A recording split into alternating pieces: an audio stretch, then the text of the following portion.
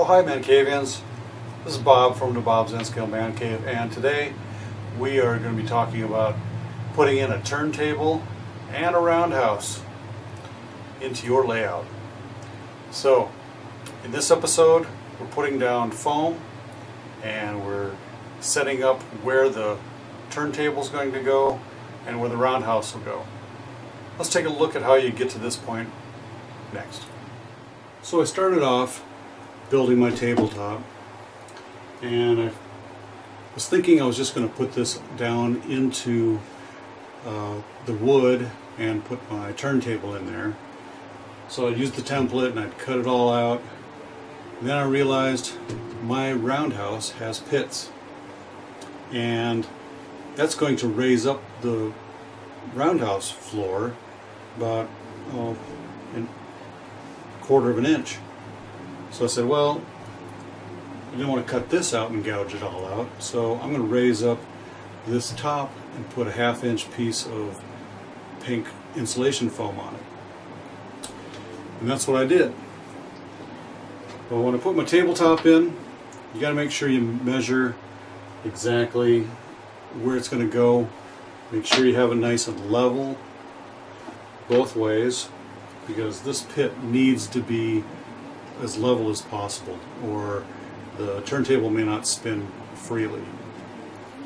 So I have an adjustment leg on here that I put on this table, and I attached it over here onto the helix and over here on the wall. Then I cut my foam to fit, and cut the hole out where the turntable will be and also where the pit was.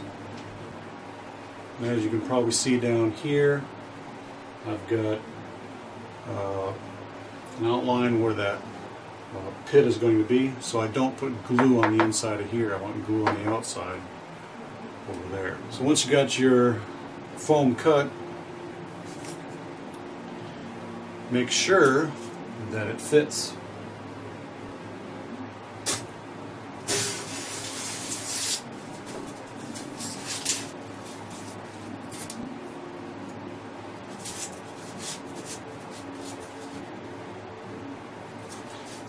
Once it's in place, you're getting ready to mount this foam down to the board.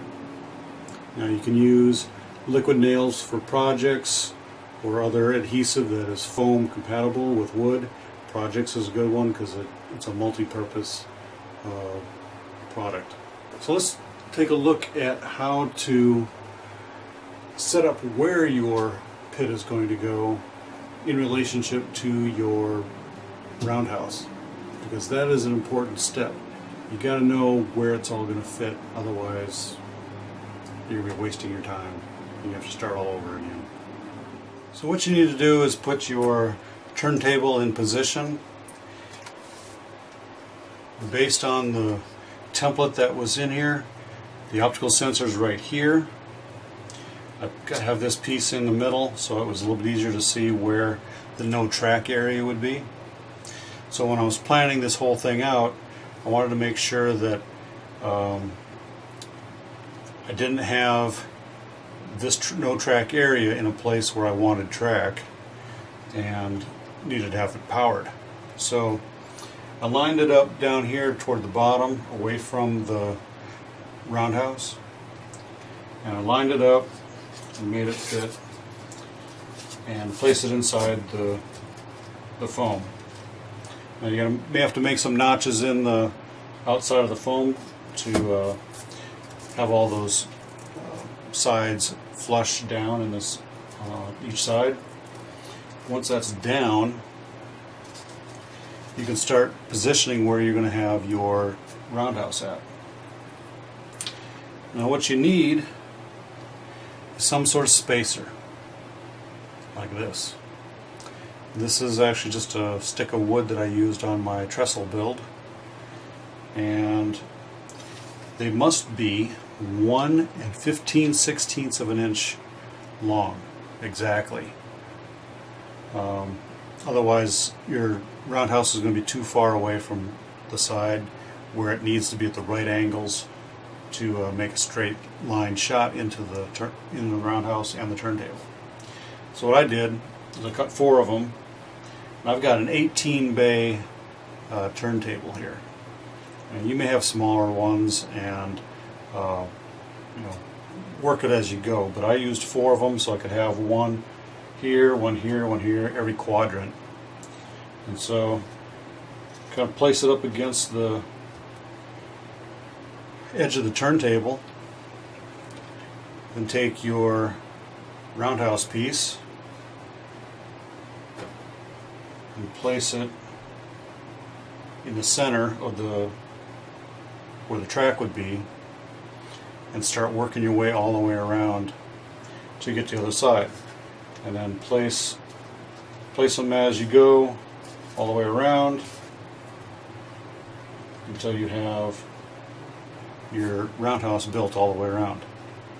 Position as you need to, make sure it's tight as much as you can all the way around the sides. Make sure the roundhouse pieces are locked together like you would have glued them, and just keep on going. Let me put this together and I'll show you what it looks like. Okay, I got all the pieces in place. Now I just need to line up the distance. That there. Put this one right here. And this one over there.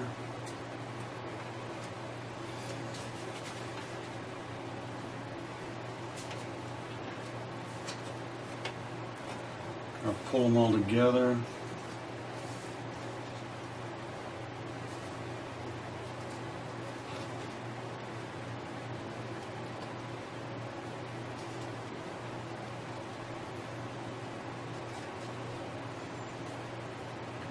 And there, they're all evenly spaced, and that's roughly where the roundhouse will be positioned.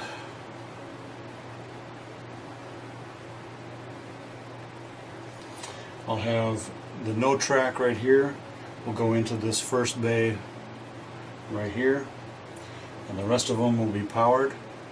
So I'll actually only have maybe 17 active bays that I can put something in.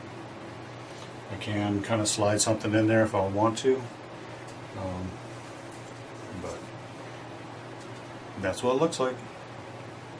Now that I know where I was going to put my roundhouse at that point, you have these holes right here in the center. This is where the pits are going to go, and so I needed to be able to see through this whole area of the pit, because I know that's where I'm going to glue the pits on the bottom of these, and these already have them on there, so it was a good test to see how big my pit underneath there would be. One of the things that you're going to do, or at least what I'm going to do, is on the bottom of these, in between the pits, there's a space right in here on either side.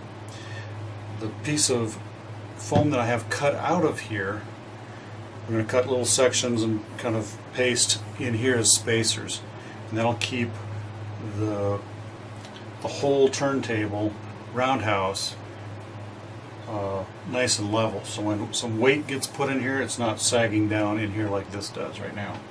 So I got to put some shims in there basically that came right out of this spot. And it's easier than cutting gouges into the whole pit.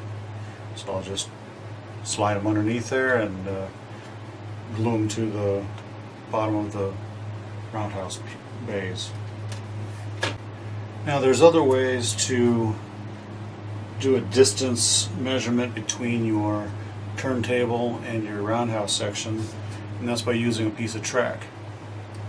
Now this is not cut to size, but a lot of people use the same size track that they cut and shave down to the right size, because the track has to overlay the edge of this turntable pit, and so they get the right size and the distance from here, and just glue them all in there, and it's ready to go. Doesn't always work that way because you still have to get it into the turntable, from the turntable to the roundhouse. Well, you now have a spacer in here, and you can't really put a connector onto this piece of track and connect it to the rails that are glued in here. It's not going to look right, and probably is going to be a little more difficult wiring it up because you need power all the way down the track. So what I'm going to do, I'm going to take a piece of flex track, the length of what I need, and fit it in here, take all the ties off from one edge to the other, glue those rails down, but I use this piece that's on the front here as a way to keep it all stabilized and stiff, and it should work better that way. And then all I have to do is wire up one edge of the wiring to the rail, and I'm good to go. And I can keep all my wiring right along the inside of the space in here between the turntable and the roundhouse. So there's a bunch of different ways to do this. So the next step is to glue down this foam to the board, and let's do that now. For this project, I'm going to try using liquid nails for projects. You can't find it anymore. Apparently Liquid Nails decided to change the name of it to something else, and I think it's now called Fuse It. It's an all-surface product, construction adhesive for glass, metal, wood, ceramic, granite, mirrors, rubber, most plastics, and more. So I'm pretty much thinking it's about the same thing as this for projects foam board adhesive. So if this stuff is too old, I'm going to go with this stuff right here. Well, little tip. Don't let your adhesive dry out over a few years in the garage, through a couple winters and so forth, because I think I got this back in like 2013 when I got all my N-scale stuff from somebody, and he donated a couple of these tubes, and I never used them, and now I know why. It's all dried up. I kept pumping and pumping and pumping, and it's like solid. It's just, it ain't coming out. So I'm going to go with the Fuse It. I'm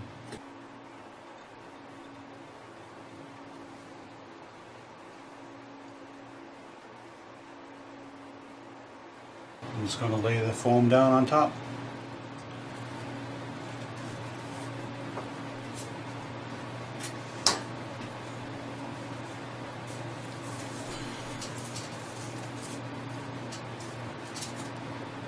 Make sure we can line it up.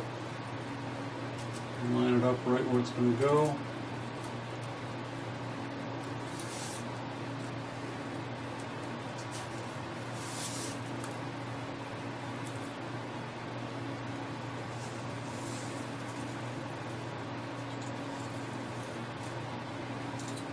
Down.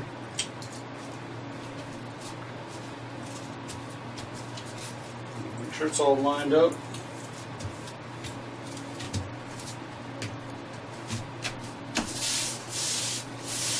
Press it down.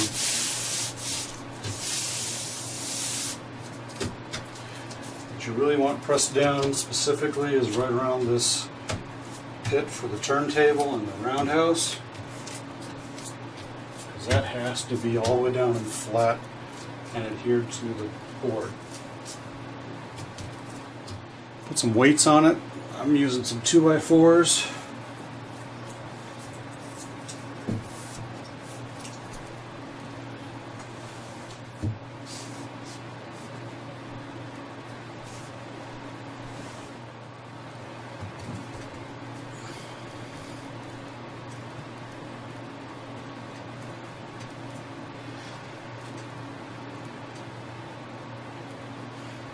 Press it down in place.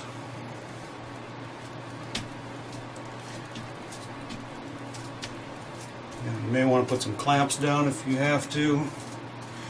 Don't want to clamp too tightly because it'll press and indent into your foam. Back up with a grip clamp. And